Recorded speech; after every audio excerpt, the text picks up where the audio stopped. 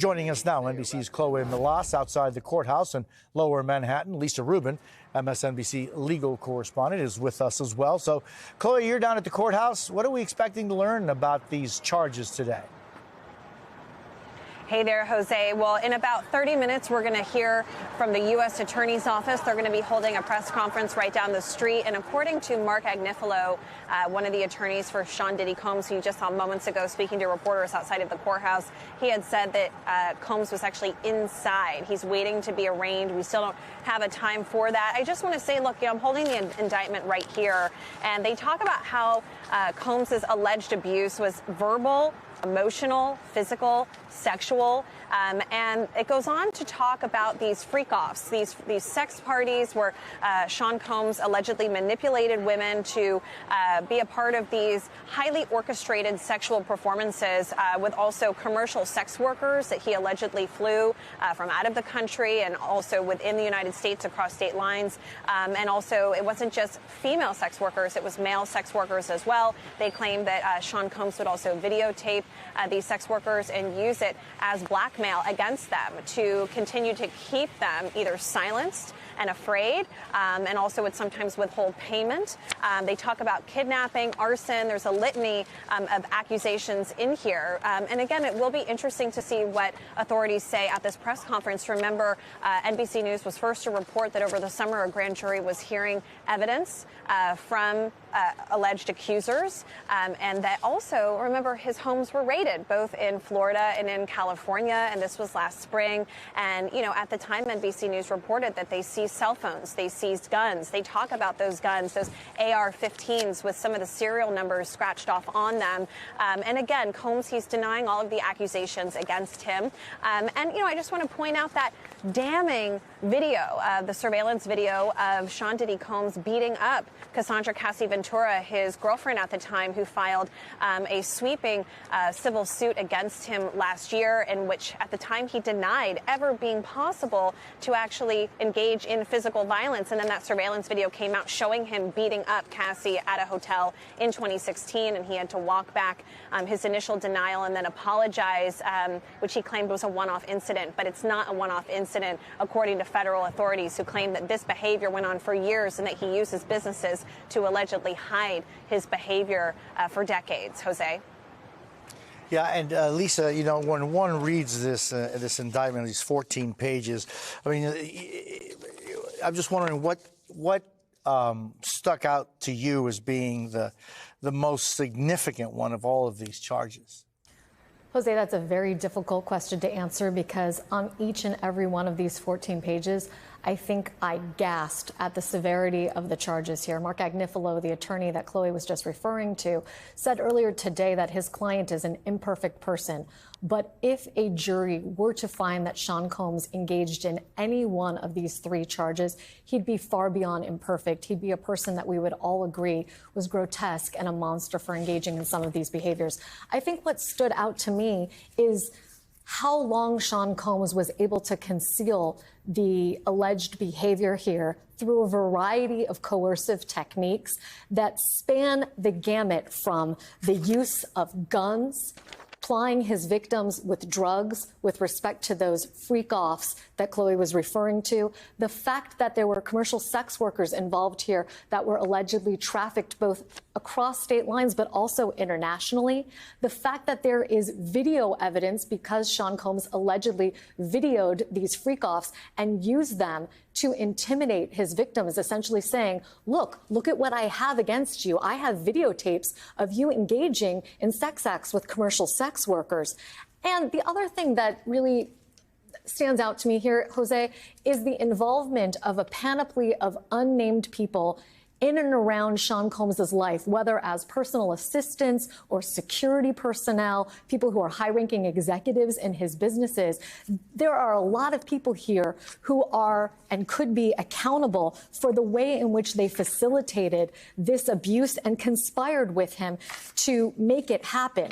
Those people here, unless they are already cooperating with prosecutors, and there's a good chance that they have some of these people as witnesses, many of them could face their own criminal liability here. There are references, for example, to staff concealing and hiding some of Sean Combs's victims in either his residences or hotels because they were so physically injured that for them to have been seen publicly would have been risking disclosing what was really going on. They're also alleged to have reserved the sex workers, to have arranged in their transportation. This is an enterprise for a reason, because it took a whole lot more people other than just Sean Combs to make the abuse and the trafficking happen.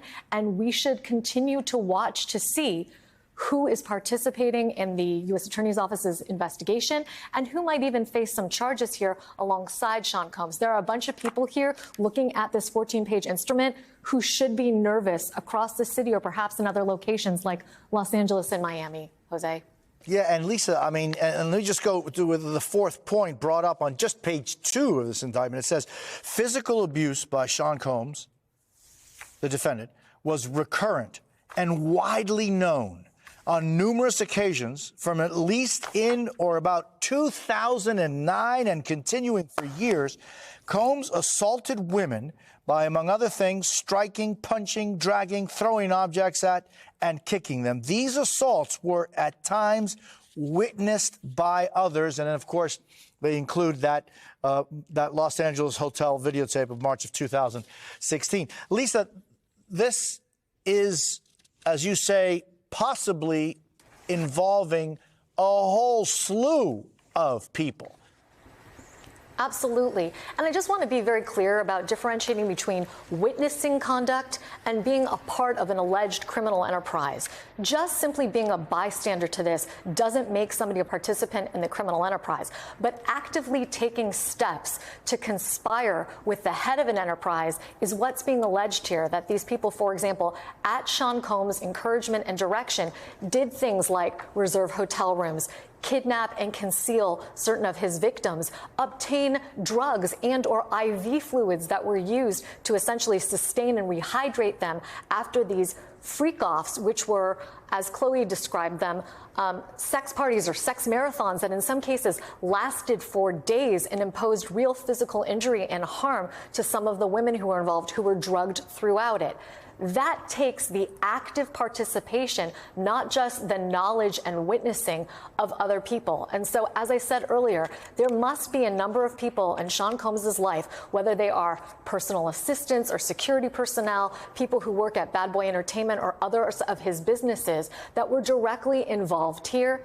And if they are not already cooperating with the feds, many people are probably having that conversation this morning with lawyers, including those that they have never met. I would imagine that there are a number of criminal defense attorneys across the city whose phones are ringing right now, Jose. Yeah, and I mean, there's nothing party about these freak-offs.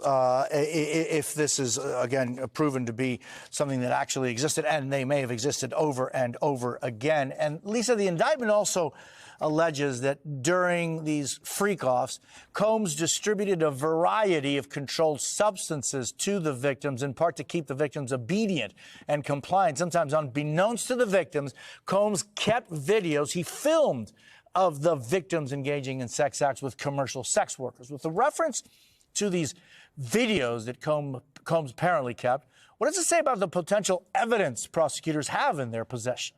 Well, we know, for example, that Combs' homes in both Los Angeles and Miami were raided last March. We can bet that among the evidence that prosecutors were able to obtain were some of these videos. Of course, prosecutors also have other video evidence in their possession that's referenced in this indictment, including that 2016 surveillance tape of Combs with his then-girlfriend, Cassie Ventura, who sued him civilly last November. That incident is referenced in the indictment, but as you note, Jose, the fact that prosecutors are saying here that Combs often took videotapes of his victims engaged in sex acts with commercial sex workers means that they have a reason to put that in this instrument. They have reasonable cause to put that here, and that likely means that many of those videotapes are within their possession and could be shown to a jury if and when this case goes to trial, Jose.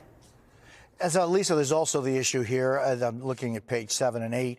It says that members and associates of Combs Enterprises, including Combs security personnel, at times carried firearms. That in and of itself is not illegal. But in or about March 2024, during searches of Combs' residences in Miami and in Los Angeles, law enforcement seized firearms and ammunition, including 3 AR-15s with defaced serial numbers. What does that tell you? Because it isn't illegal. For example, I know that in the state of Florida, it is not illegal to possess ARs, but defaced serial numbers on them is.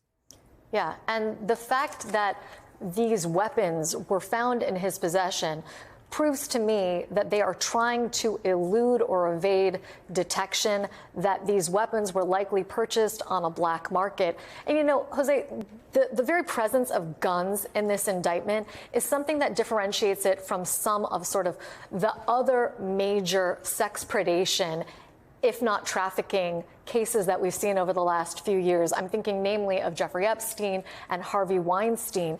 What differentiates some of this is the guns and the drugs in particular, but also how much more visible the presence of other staff is. You know, we know, for example, from both the Epstein and Weinstein situations, that there were people around both of them that facilitated them.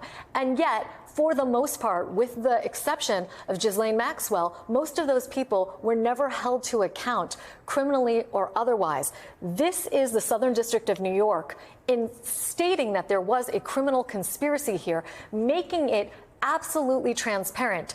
This did not exist without the cooperation, active engagement, and participation of a whole host of others that they say were known and unknown to them. But the fact that they know who many of these people are, those people should be scared this morning, because either they're going to end up being witnesses at trial, or they may see their name on the other side of what we call the V, the verses in a criminal instrument.